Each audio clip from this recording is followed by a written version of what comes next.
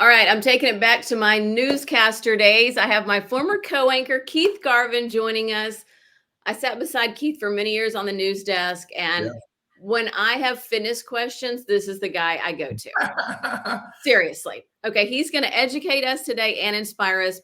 He's not only a friend of mine, but he's also very wise. He's a big thinker, married to his beautiful wife, Lisa, for decades now. They have 4 beautiful daughters. He just finished his master's in cultural apologetics. Okay, you impressed yet? And he's about to start his doctorate of ministry. Yeah. So, I mean, I love to talk to Keith about pretty much anything in the world, but today we're going to talk fitness. All right. Yes. So, Keith, you're a former college athlete. Yes. And the impressive thing to me is that you have never stopped evolving through your life fitness wise. So, kind of take us through as a child what you did all the way up to you playing college football.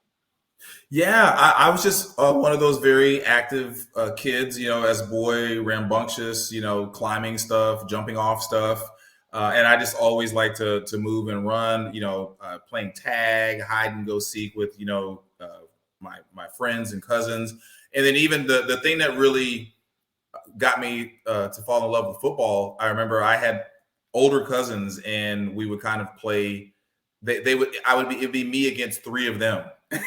and they would roughhouse me and they would treat me as if I was the same age. And they were, anywhere, 4, 5, 6 years older than I was. And I'm talking about when I was like 4 or 5. So there's a big difference between a 4-year-old and a 9 or a 10-year-old, right? But they would treat me just like I was one of them. And I got to be pretty tough.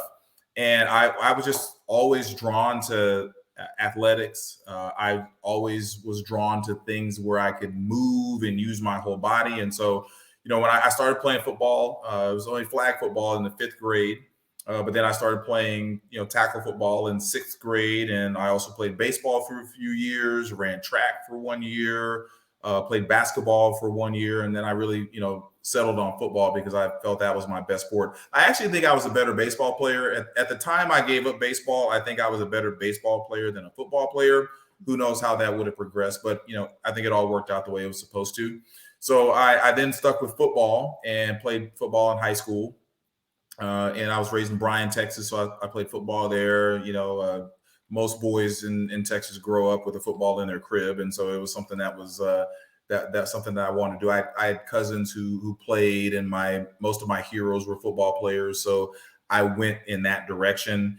Ended up I started school a year early. I started school actually when I was 4 years old, and so I graduated early. So when I hit my growth spurt late.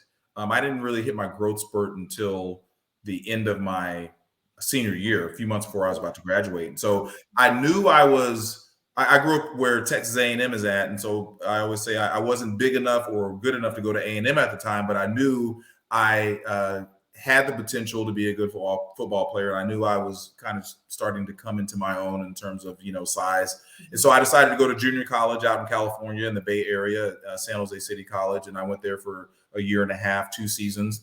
And then I ended up getting a scholarship to play at the University of Nevada, full ride scholarship. So I played there, played 2 seasons, had some successful seasons there. And my football career was over. I graduated from college with a journalism degree. And so I right away got into the television business. But even then, I just, having been a former athlete and knowing, what it meant to be in shape and just, seeing how good it felt to be in shape and not just, just the physical aesthetics, but it's the diet and, eating right and just feeling better. You can run up some stairs and, and not be winded and not be sorry about it, not be sorry that you did it.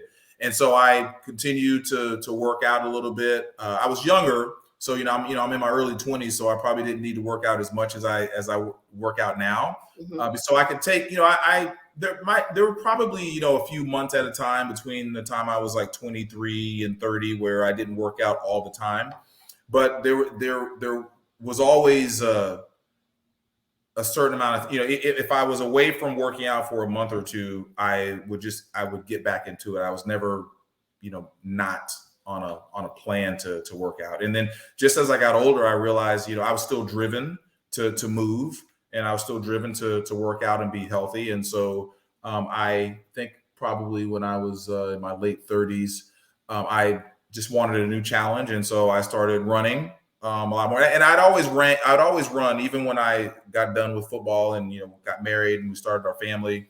I probably would run, 2 or 3 miles a couple times a week, try to go to the gym a few times a week. But I decided to get really serious about it. And I actually, probably the main reason I got super serious about it is because I ended up getting diagnosed with relatively high blood pressure.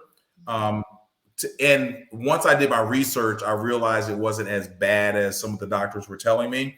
But it was enough of a concern because one of the things that I came across several doctors that looked at my blood pressure and said, "Oh yeah, we want to put you on medication." Mm-hmm. And I did my research, and I realized that medication for me was not something I wanted to do because I didn't want to be beholden to it for long term or perhaps forever. So I said, you know what? No, I'm gonna not think about the medicine track right now. I'm gonna find natural ways to stay healthy and keep that blood pressure down. So I reduced the salt in my diet, and I realized that exercise was a great way to do that. And so, but I wanted to give myself goals because I think when it comes to working out, it's important to oftentimes give yourself a goal so you continue and you continue to strive. Because if you don't have a goal, it's a lot easier to kind of sit on the sideline, or you find a reason to not work out and you stop. So my goal, I started running races. And so I started off, my very first race actually ever was a 10 miler. And that felt pretty good. And I felt great when it was over, and I just kind of wanted to do more. So I eventually ran, over a course of 7 years, I ran 3 full marathons. I ran 12 half marathons. I did 3 10 milers, did about 2 10Ks and 1 or 2 5Ks, and then it was just, I loved the running. I loved, being outside. And I remember I had an epiphany. One day I used to always run with music, and I had to get a real quick run in before I went to work. And I forgot to bring my iPod. And I'm like, oh my gosh, this is going to be the worst run in the world. And it was like a 6 or 7 mile run. And by the time I got finished with it, I was like, oh my gosh, I don't want to run with music ever again. I mean, it was so neat just to be able to run and listen to the this may sound, corny, but just to listen to the birds and be out there in nature and, see the cars go by. And where I was running and we were living at the time, we were, there were some rural areas. And so I'm running by cows, and it was, so I after that point, I never ran with music again, because it was just, I could run, especially on the long runs, the training runs, when I'm running, 12, 14, 20 miles. I learned to run without music because I would pray through that, and I was able to just think about stuff. And so, so I did, for 7 years, I did the running, did the marathons and the half marathons. And then I would say that I loved running, but I started to fall out of love with running. It wasn't challenging me as much as it did. I had accomplished a lot of goals. I remember I wanted to run 20 races in all, and I ended up running 21. And so I ran my last race was a marathon in the Houston Marathon in 2015. But then I said, but I don't want to, stop working out. So my goal was to train and maybe do triathlons for a few years. And then, so I took a little bit of a break from working out. I wasn't running as much, but I was going to the gym, 3-4 times a week. I was, doing the weight training, which is really, really important. And I was running on a treadmill, which was good. And then I was looking for something, I thought would be more of a challenge. I considered, some form of martial arts. And then I heard, about CrossFit, and CrossFit was becoming more and more popular. Mm-hmm. And I said, okay, you know what? I'll do CrossFit for like maybe a year or two, and then I'm going to find something else and maybe get back on my goal of doing triathlons. Mm-hmm. And I really fell in love with it.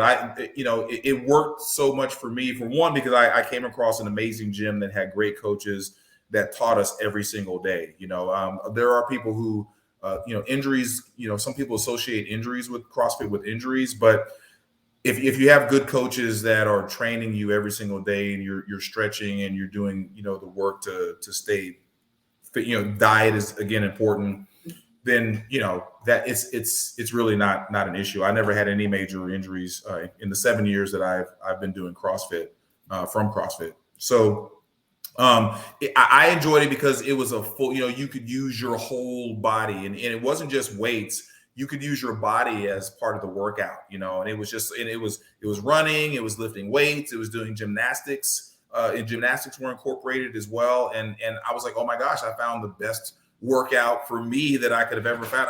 I really, really wish that CrossFit had come along when I was playing football, because I think I would have been a much better football player because I would say, even though I played college football and at, 18, 19, 20, obviously I was going to be in pretty good shape.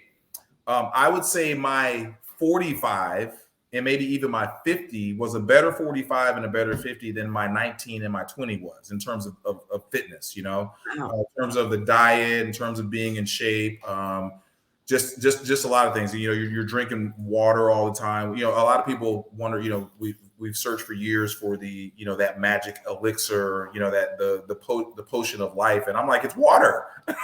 Water is the thing. Good, healthy, clean water is what's going to like really sustain us. It's good for your hair, your joints. It's good for everything, And so in the process of that, still always, trying to challenge myself. I also end up, I don't like being afraid of things. And, you've known me long enough to know that I don't like cold. He does not. He does not. No, he lives in Houston for a reason. Yes. I don't like the cold. And I also have had, I have a phobia of falling. Now it's not a phobia of heights, and it's a real thing. It's not just a fear, kind of scares me. Like, it's a real phobia. And a phobia of heights is not the same as a phobia of falling, but they are related. And I've never had a problem. I've loved flying on planes since I was a little kid. I love being, on the high floor in buildings and hotels. But when I get to the edge of something, the heart beats faster, my breathing gets, constricted. And I realized that it was a fear, but I don't like having, being afraid of anything. I don't like to look at something and say, I can't handle it.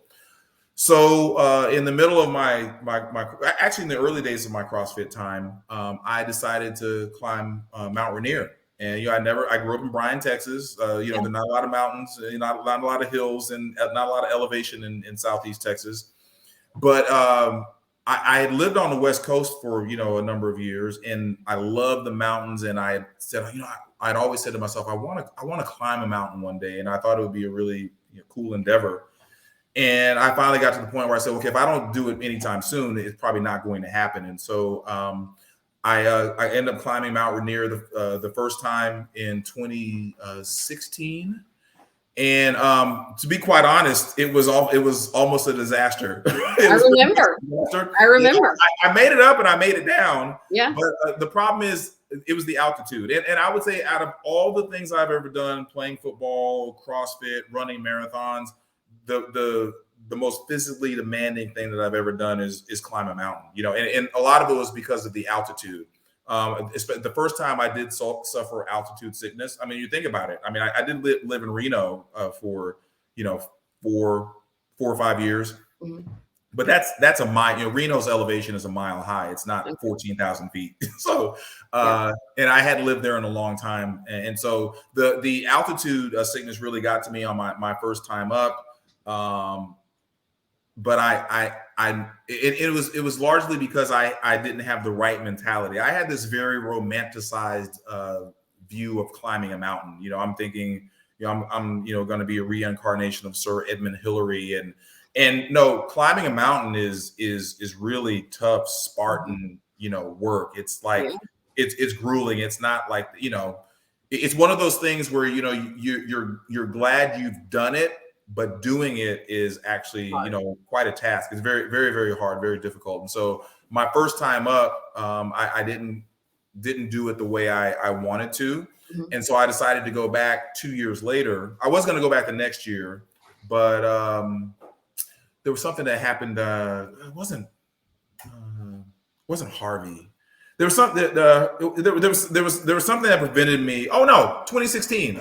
I had to go to Brazil for the Olympics for my Oh, job. that's Yeah, right. that's That's right. right. So Over the I was going to do it in 2016, but I had to postpone the trip because the best time to climb Mount Rainier is the end of July, beginning of August. No, end of June, beginning of July. Okay. And so I was going to miss that because I was going to be in Rio for the Olympics. So I decided to push it off to the next year. I went with a totally different group. I had a totally different mindset. I trained very differently. You know, at your old station, the station I still work at, we have a tower that's probably about 7, 8 stories, if not a little bit higher. Big, So yeah. so about 3 to 5 months before I had my next climb, I would get the pack I was going to take, and I would make sure I had 40 pounds. It was 40 pounds, and I would walk it for in the beginning 1 hour, and then as I got closer to my climb date, I would walk it for 3 hours. Now I would like every 30 minutes or an hour, I might stop and hit some water real quick, but then I would just keep on going until I was done. And I did that for several months. And so my mentality, having an idea of what it was actually going to be like, my mindset was different. I was able to train differently. And so I'll give you an example. So the first time I climbed Mount Rainier in 2015. It took us 8.5, almost 9 hours to summit, which is a really, really bad time. You always leave at about midnight because you want to climb as much as you can without the sun being up. Because once the sun comes up, it starts to melt, the snow, and that increases the chances for avalanches. So you leave at midnight. The ideal time to summit is around 6:30, no later than 7. Okay. You spend a little bit of time, an hour, 45 minutes or an hour on the summit, and then you come back down. And so we didn't make it up there till 9:30 that first time. And that's a really bad time because the sun's been out for a while. And again, you're making it more dangerous. It's already dangerous, but you're making it a little bit more dangerous. The second time, and especially the group I went with, we did it in 5.5 hours. And we had a group of 10, and our guides were super experienced. They could run literally. They could go up the mountain and come back in about 2.5 hours on their own. That's how experienced they were. And they the day before we went up, they decided to go and run up to the summit and come back down just kind of for kicks, and they did it in 2.5 hours. So, but they told us the group of 10 that they took up there, we summited in 5.5 hours, and again, compare 5.5 to 9.5 of my previous time. And they said, "Wow, that's a really good time, especially for a group this big." So I felt a lot better about it the second time around. But I would say out of all the things I've ever physically done, from football, from CrossFit, from running marathons, climbing a mountain for me was certainly the most grueling, without a doubt. But I'm glad I did it. Yeah. It's just impressive that it was harder than a marathon. I mean, I would think those are both very, very difficult. Yeah. The marathon, I will say half marathons are a lot more fun than marathons. Marathons aren't really fun. There's some people who say, the only reason you run a marathon is for ego. You can run a half marathon because it's a good distance, and you still have a little bit left in the tank when you cross the finish line. For me, I was very happy that I did the 3 marathons that I did. But when you're coming across the line, you don't really have much in the tank at all, unless you're one of those elite, champion marathon runners. But I would say climbing Mount Rainier definitely was for me. And again, it probably had a lot to do just the impact the altitude had on me. Sure. But I think again, I just kind of prepared differently mentally and physically the second time around, and so the second time around was much more successful. Well, I just think it's just fascinating because you have always been so dedicated to, you brought it up a couple of times, goals. And I think fitness provides that. Yeah. But also with all your education, especially lately, you're big, you enjoy accomplishing things and accomplishing goals. And, and I think that fitness definitely plays into all that. But I'm going to ask you this question too, because your daughters are super athletic too. Yes. I mean, some of them are like crazy athletic, Yeah. with all their gymnastics and Mhm. their stunts. And I mean, so how did you encourage your children to kind of follow in your footsteps as far as is trying really incredible physical feats? Yeah, we always encourage them to be active. Obviously their academics were important, but we knew that it's so important for children to have extracurricular activities, and whether that's band, whether that's something, whether they join a science club or if they do something athletic, that's great. We want them to be challenged in other ways as well outside of the school. So when it came to sports, though, and our daughters, we encouraged them to try, everything that they could, whether it was soccer or volleyball or track or cheer. And then, we let them choose a couple of things, and then we would let them kind of decide, what they would gravitate toward. And so we had a rule, though. We would always say, if you start something, like, okay, say you start soccer, um, and you find halfway through the season that you don't really love soccer, well, we're not going to let you quit, because you've made a commitment, not only, and even this is even when they're young, you've made a commitment to the team and to the coach. Mhm. And so even if you may not love it halfway through, we'll let you not go back the next year, but you can't quit on the team. You can't quit on your coach in the middle of it. You have to learn to follow it all the way through. So that was one rule that we had with everything. And then we just kind of let them, the things that they were interested in, we just kind of let them do, and to see really how interested they were. And then they started gravitating to what they really love. So our oldest and our youngest daughter, they both ended up just loving cheer, they both cheered from the time they were, 5 years old. And then our oldest daughter, she went to your alma mater, Baylor. She was a Baylor Bear. She went there on a, scholarship on their acrobatics and tumbling team.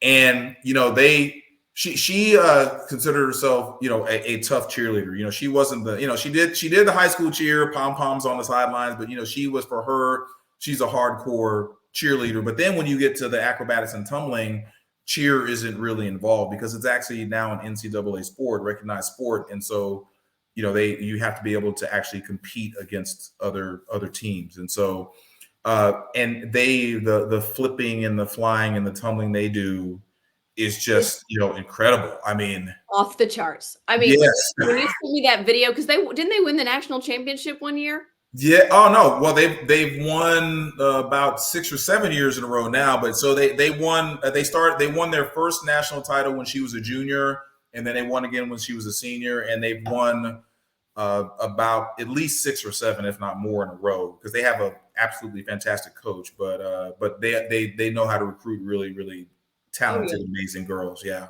It's like the only thing I can compare it to is like Cirque du Soleil. I mean, they're That's part of flying. it. I mean, it's remarkable. They're so good. So Yeah, good. I mean, they're fantastic athletes, Yeah. and it's part of the gymnastics family, and so they're yeah, so a lot of them either have an acrobatics background, or they have a competitive cheer background where they're doing all sorts of tumbling and our youngest daughter, she actually still is wrapping up her last year of competitive cheer.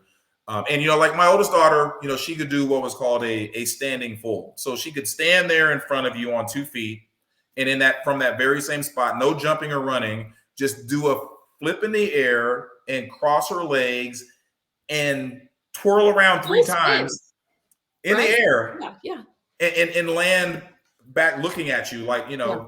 like nothing. It was so easy for her. And she was a really good athlete, but there were Yes. some who could do even more than that. And so yeah, so our youngest and oldest gravitated toward cheer and competitive cheer. And the oldest ended up going to Baylor to be on their acrobatics and tumbling team, and the other two played mainly soccer, and they loved it. They were really, really good at it, I thought. And our daughter number two, she was really talented at soccer and gymnastics, to the point where we were starting to talk about.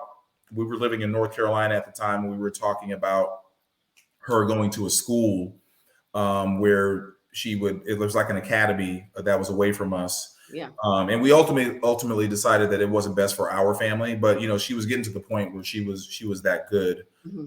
But then she just, you let them kind of gravitate to where, where they want to be. And as long as they're active, that's great. So she ended up becoming, she ended up going on the dance squad for high school, which was great. She loved it. She ended up being a captain, and that was something that she really, really loved. And then our daughter number 3, she played soccer for a while, was really good. And then she got to high school and never picked up an instrument before. And she just picked up the clarinet, and she ended up being in the band, and she ended up going to the University of Arkansas on a partial scholarship to be in their band. Mm-hmm. So it worked out. And even then, they're marching, and especially in the summertime when they're training, they're sweating with all their equipment and everything. Yeah. So it's athletic. It's more musical than athletic, but there is an athletic component. But that's what we did with our girls. We really wanted them to be active because it's so important, and because being on a team, it teaches you so much. It teaches you how to work with other people, teaches you how to deal with different personality types. Sure. And it teaches you to work with others to strive toward a common goal. And so there are really a lot of really good things that you get from being athletic. I think, I ran, I was into dance, mm-hmm. gymnastics, cheer, golf, a lot. Yeah, but nothing like you. But I mean, I look through my life, and at 45, I'm so thankful that I started sports. I played basketball for a while too. I was never that good, but I did play. But I'm so thankful because I feel like when you come from a sports background as a child, throughout life, that sort of theme and ribbon continues, and you're able to pick it back up easily or quickly, or, after I've had 5 children, I remember after I had my 5th, I thought, oh my gosh, I'm going to go to the gym. I'm not going to be able to do sit-ups. Like, this is going to be so hard. And it was just like I'd never left, Yeah. I mean, so I think that's so important from a young age to get started. But for people who didn't experience that, what advice do you have for people out there who maybe want to get in shape or lose weight, and they're our age? Mm-hmm. We're not in our 20s anymore. Right. Yeah, I would say, well, I truly think God made us to move, and God made us to move all of our lives. Now we're going to get to a certain age where we're going to slow down, but that's why it's so important to stay active and remain active. Or if you haven't been active for a long time, or you've never been really an athletic type of person, a fitness person, it's never too late to get started, because the time you invest now in your fitness and in your diet and in your health is only going to help you in the long run. It's so much better to get up and walk around the block after dinner for 10 minutes as mm-hmm. opposed to not doing it at all. Mm-hmm. You're going to find some benefit. And I truly believe that God created us, the limbs that we have and the muscles. We were designed to be moving creatures. And, before we got to this modern society, so many people humans were nomadic, and we did move around. We had to use our bodies, and overall, there are lots of advances, and we know that lifespans are longer now.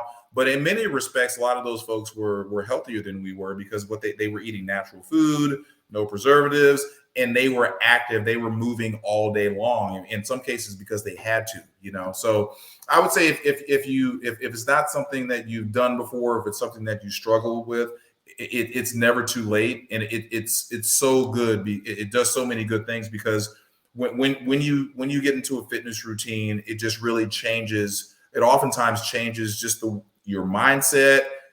You're eating. It makes you want to eat healthier food. It makes you want to drink more water, and it's really a domino effect, if you will, when it comes to getting in shape, and it's so good for you. And because you will, even though we slow down, the better in shape that you are, the less you're going to slow down. It's really important to do.